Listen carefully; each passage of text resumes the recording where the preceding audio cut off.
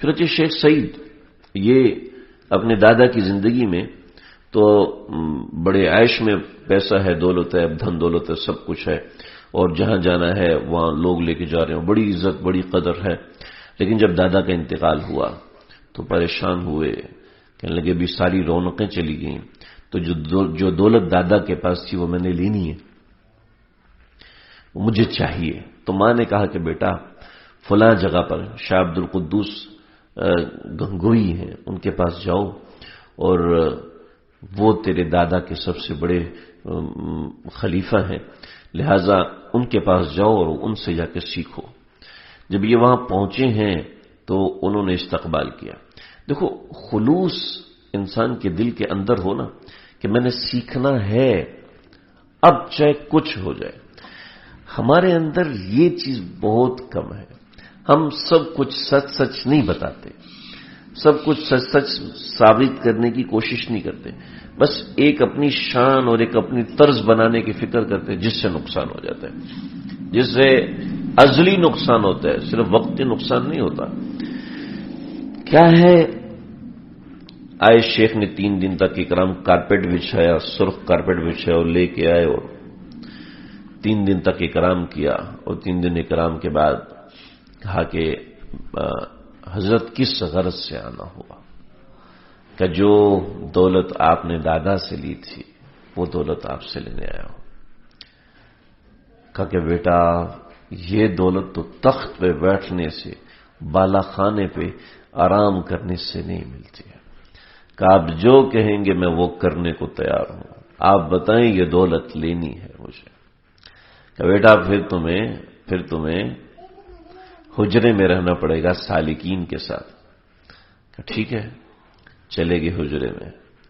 حجرے میں پہنچے ہیں اور وہاں پہ بہترین قسم کا کھانا، ایسا بہترین قسم کا کھانا رکھا ہوا. تو جو ملازم تھا وہ کھانا رکھا اور کھانا رکھ کے چلا گیا. تو شیخ نے کہا صبح دیکھتے ہیں کیا ہوتا ہے. جب صبح پہنچے تو دیکھا کہ کھانا ویسے کا ویسا رکھا ہوا. تو شیخ نے کہا کہ ملازم سے کہا کہ پوچھنا کیوں نہیں کھانا کھایا. تو کہنے لگا کہ یہ مرغن کھانے تو میں وہاں بھی کھاتا آیا ہوں، یہاں تو میں شیخ سے دولت لینے آیا ہوں، میں عزت و منزلت کروانے کے لیے نہیں آیا. تو شیخ نے کہا یہ تو واقعاً مخلص ہے. دوسرا امتحان، شیخ نے کہا کہ یہ اشرفیاں ہیں، اشرفیوں کی ایک تھیلی جا کے ہدیہ کریں. ملازم نے جا کے اشرفیوں کی تھیلی ہدیہ کی. جب ہدیہ کری ہے تو لے کے اس کو رکھا اور پلیٹ میں رکھا اور پلیٹ میں رکھ کے لے کے آئے. کہا شیخ میں یہ نہیں لینے آیا ہوں، میں آپ سے وہ اندر کی دولت لینے آیا ہوں. میں باہر کے اکرام کی دولت، باہر کے پیسے کی دولت یہ مجھے نہیں چاہیے، مجھے اندر جو آپ کے سینے میں دولت ہے وہ چاہیے. کہا اچھا اب تم امتحان میں کامیاب ہو اور سمجھ میں آ رہا واقعہ تم لینے آئے ہو، تم صرف جتلانے نہیں آئے کہ تمہیں طلب ہے. بہت سے لوگ ہم جیسے لوگ اپنا بہت بڑا نقصان کر دیتے ہیں. ہم صرف شیخ کو جتلاتے ہیں کہ ہم آپ سے محبت کرتے ہیں، ہم صرف شیخ کو جتلاتے ہیں کہ جی ہم آپ سے تعلق رکھتے ہیں. جتلانے نہیں، یہ بہت بڑا حجاب ہے جو بہت لوگوں کو تباہ کر دیتا ہے. سالوں گزار دیتے ہیں، نقصان اٹھا لیتے ہیں، کیونکہ وہ صرف جتلا رہے ہوتے ہیں. وہ جتلانے کے لیے کبھی ہدیے بھی دے دیتے ہیں، وہ جتلانے کے لیے کبھی لمبے لمبے دعوے بھی کر دیتے ہیں، لیکن عمل سے جتلانے والے اور ہوتے ہیں. چنانچہ کہا ٹھیک ہے بیٹا تو چلو آج سے تمہارا کام ہے کہ تم صفائی کرو گے، تم صفائی کرو گے. حضرت بہت اچھا. صفائی کرنا شروع کی تو جو کچرا اٹھانا، جو بیت الخلا پہلے فلیش والے نہیں ہوتے تھے، وہاں گندگی اٹھائی جاتی تھی. تو گندگی اٹھانے والے نے گندگی اٹھائی اور پاس سے گزر گیا، اور پاس سے گزرنے کو تو ایک ٹھوکر مار دی. تو دیکھا گنگا ہوتا نا تو سیدھا کر کے رکھ دیتا ہے اس کو. اندر تھا نا، اندر کا مرض ظاہر ہوا. گنگا ہوتا تو سیدھا کر دیتا. دوسری مرتبہ کچھ عرصے کے بعد کہا اس کو صفائی کرنے دو. کچھ عرصے کے بعد وہ گزرا اور اس نے تھوڑا سا کچرا اس کے اوپر پھینکا. گندگی گری تو اس کو غصے سے دیکھا، ہاں صاحبزادے کے اندر سے تکبر نہیں گیا ابھی تک. یہ تیسری مرتبہ نا اس کے اوپر ٹوکرا پورا گرا دینا اور خود بھی اس کے اوپر گرنا. جو تیسری مرتبہ سال گزرا ٹوکرا گندگی کے اوپر گرایا اور خود بھی گرا تو جلدی سے اٹھا اور کہنے لگا کہ میرے شیخ کے بھنگی کو کوئی چوٹ تو نہیں لگی. محبت ایسی تام ہو چکی تھی کہ اس سے نسبت رکھنے والی ہر چیز سے الفت ہو چکی. چنانچہ شیخ نے کہا ہاں اب یہ صحیح ہے. اب ذکر سکھایا اور کہا میرے ساتھ چلو. ساتھ چلے. کتوں کو جو شکار کے لیے کتے پالے جاتے، شکار کے لیے کتے پالنا جائز ہے، حفاظت کے لیے، گھر کی حفاظت کے لیے کتا پالنا جائز ہے. شکار کے لیے، گھر کی حفاظت کے لیے، ریوڑ کی حفاظت کے لیے اور اس نوعیت کے کام کے لیے کتا پالنا جائز ہے، ورنہ اس کے علاوہ پیٹنگ جائز نہیں ہے کتے کی. آپ صلی اللہ علیہ وسلم نے فرمایا جس گھر میں کتا ہوگا، جس گھر میں تصویر ہوگی، اس گھر میں اللہ کی رحمت کے فرشتے داخل نہیں ہوں گے. تو بھئی آپ صلی اللہ علیہ وسلم کی تعلیم. تو کتے پکڑے ہوئے تھے اور کتے بہت طاقتور تھے، تو انہوں نے کتوں کی رسی اپنی کمر کے ساتھ باندھ لی. اور کمر کے ساتھ باندھی ہے تو کتوں نے اپنا شکار دیکھا تو بھاگے. اب ان کو رسی کھولنے میں دیر ہوئی تو وہ کتے دو تھے، بڑے طاقتور تھے اور یہ بیچارے بہت کمزور ہو چکے تھے.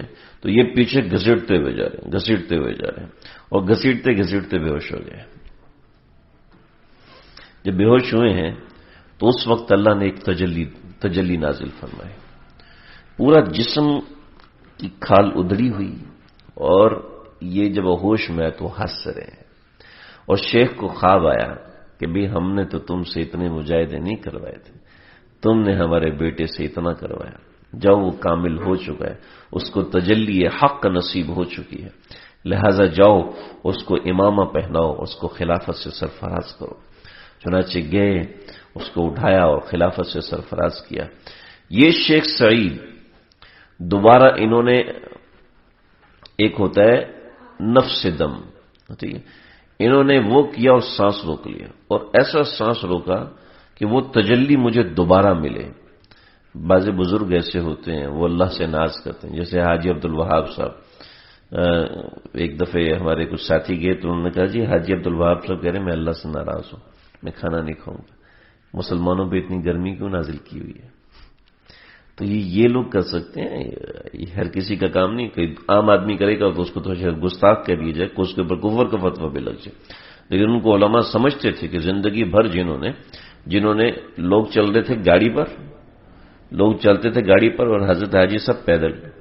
ٹھیک، حاجی صاحب پہلے پہنچے تو لوگ گاڑی میں بعد میں پہنچتے تھے. سمجھ، لوگ جہاز پہ جا رہے ہیں یہاں سے اس دوسرے شہر میں، حضرت حاجی صاحب پیدل نہیں کر رہے، پہلے پہنچ رہے دوسرے شہر کے اندر. تو یہ تو دیکھا ہوا تھا، لوگوں کا دیکھا ہوا، اپنی آنکھوں سے دیکھی ہوئی چیزیں تھیں. تو وہ حاجی صاحب تو ظاہر بات ہے پھر وہ جس نے زندگی اللہ کے نام پہ وقف کر دی ہو، ہاں، جنہوں نے 10 برس اللہ کے نام کے علاوہ کوئی نام ہی نہ لیا ہو، تو ظاہر بات ہے ان کا مزاج کیسا ہوگا. تو ایسے ہی ان کے ساتھ کبھی ناز کی کیفیت آ جاتی ہے، کبھی ناز کی کیفیت. تو ناز کی کیفیت میں اللہ جی وہی تجلی دینے تو میں سانس نہیں لوں گا. اور وہ اتنی تکلیف ہوئی کہ ان کی پسلی ٹوٹ گئی. جب پسلی ٹوٹی ہے، تکلیف کی شدت ہوئی تو پھر وہی معاملہ ہوا. تو پھر شیخ نے کہا کہ میاں دوبارہ آپ کو یہ کرنے کی اجازت نہیں ہے. چنانچہ ان کے لیے یخنی اور مرغی کا سالن تیار کیا گیا. تو 2-3 اور مریدوں نے اپنے یہاں تکلیف کا اظہار کیا کہ ہمیں بھی یہاں پہ ہو رہی. تو اس نے کہا پہلے پسلی توڑ کے لاؤ، جیسے یہ لایا پھر تو میں کھلاؤں گا. اللہ ہمیں بھی یہ چیزیں نصیب فرمائے. یہ کہانیوں کی باتیں رہ گئی، یہ واقعات میں رہ، یہ کتابوں میں رہ گیا. کاش اللہ تعالی ہم سب کو بھی یہ نصیب فرمائے.